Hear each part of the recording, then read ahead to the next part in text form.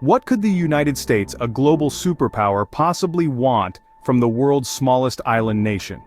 This question might seem puzzling at first, but the answer lies in a complex web of historical, geopolitical, and economic factors that have shaped the relationship between the US and Nauru over the years. This question might seem puzzling at first. However, when we dig deeper, we uncover layers of strategic interests and historical ties that make this tiny island more significant than it appears. Nauru, a tiny dot in the vast Pacific Ocean, appears insignificant on a world map. With an area of just 21 square kilometers, it is easy to overlook. Yet its location and resources have made it a focal point for various global powers over the years. Yet this island nation of just over 10,000 people holds a surprising amount of importance for the US. Its strategic position in the Pacific Ocean has made it a valuable ally and a point of interest for military and economic reasons. Understanding why requires delving into history, geopolitics, and even the basic human desire for connection and influence.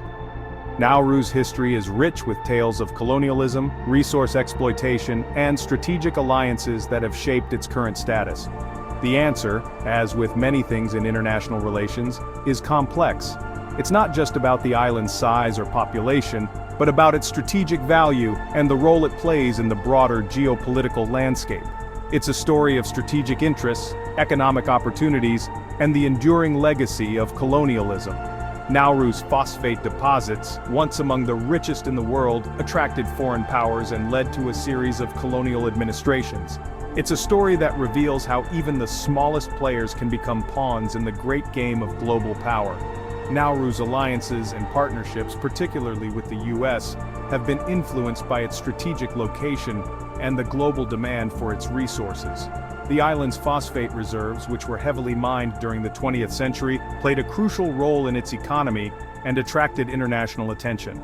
The depletion of these reserves has led to economic challenges, but also to new forms of international cooperation and aid.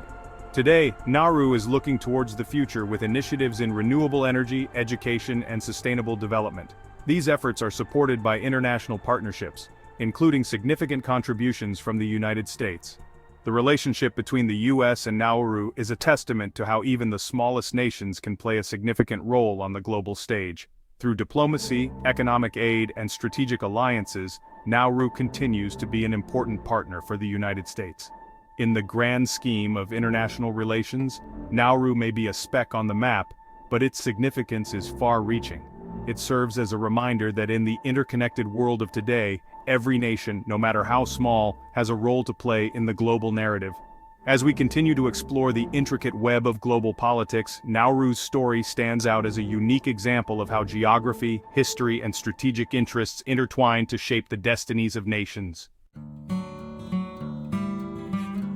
Located just south of the equator, Nauru is so small that you could circle it on a bicycle in a single afternoon. Once known as Pleasant Island, its idyllic beaches and swaying palm trees belie a turbulent past. For centuries, Nauruans lived in relative isolation, their culture and way of life intertwined with the rhythms of the ocean. This peaceful existence was shattered in the late 19th century with the arrival of European powers. First came the Germans, who claimed the island as a colony. Then came the discovery of Nauru's most valuable resource, phosphate. Phosphate, a key ingredient in fertilizer, transformed Nauru's fortunes, but not necessarily for the better.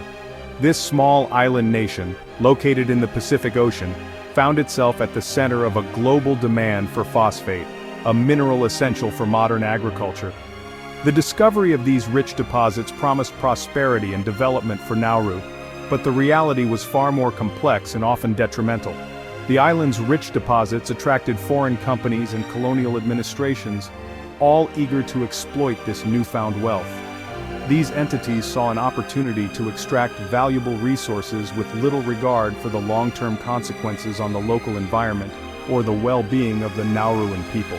Colonial powers, including Britain, Australia, and New Zealand, established control over the mining operations, reaping substantial profits while leaving Nauru with a fraction of the wealth generated. Nauru became a site of intense mining, its landscape scarred and its environment degraded. The relentless extraction of phosphate left vast areas of the island barren and uninhabitable. The environmental impact was devastating, with the once lush and vibrant ecosystem reduced to a desolate wasteland. The Nauruan people, who had lived in harmony with their environment for centuries, found their traditional way of life disrupted and their natural resources depleted. The US, though not a colonial power in Nauru, played a role in this exploitation.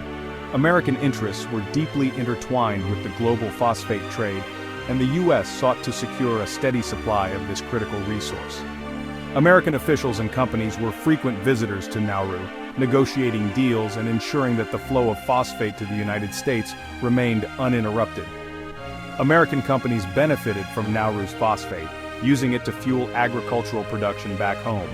The fertile fields of the United States were enriched by the phosphate extracted from Nauru, leading to increased crop yields and agricultural productivity. This, in turn, contributed to the growth of the American economy, highlighting the interconnectedness of global trade and the far-reaching impact of resource exploitation. This economic relationship, however, was marked by an imbalance of power, with Nauru often receiving a paltry share of the profits generated from its own resources. The wealth disparity between the foreign companies and the local population was stark. While the companies and colonial administrations amassed significant wealth, the Nauruan people saw little improvement in their living conditions. The promise of prosperity remained unfulfilled, and the legacy of exploitation left deep scars on the island and its inhabitants. Despite its small size and remote location in the Pacific Ocean, Nauru is a proud and active member of the United Nations. This tiny island nation, with a population of just over 10,000 people, has a voice on the global stage. Nauru holds the same voting power as larger and more powerful countries such as the United States, China, and Russia. This equality in voting rights is a cornerstone of the United Nations principles, ensuring that every member state, regardless of its size or economic power, has an equal say in international affairs. This fact alone makes Nauru strategically important for larger nations, particularly the United States. The US recognizes the significance of every single vote in the UN, especially when it comes to passing resolutions or making critical decisions that can impact global policies.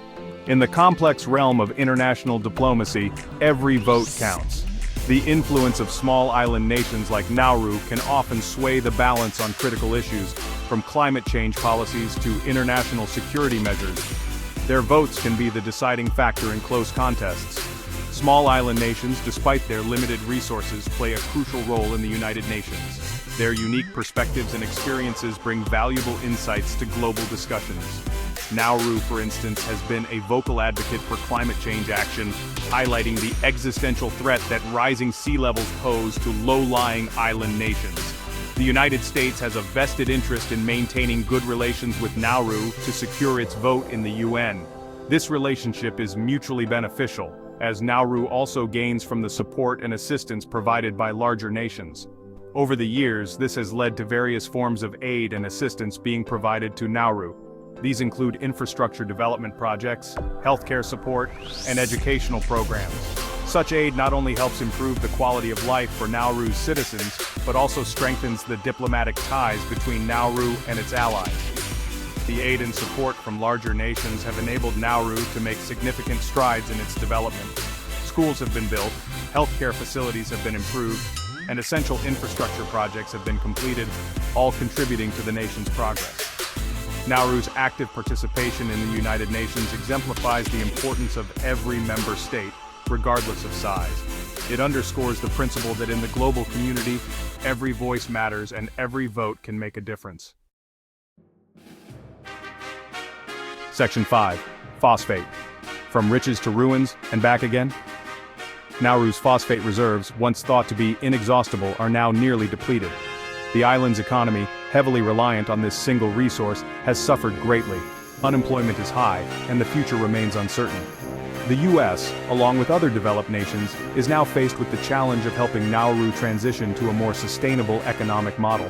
This includes exploring alternative industries such as fishing and tourism, as well as providing technical assistance to develop Nauru's human capital. Beyond economics, Nauru's strategic location in the Pacific Ocean cannot be overstated.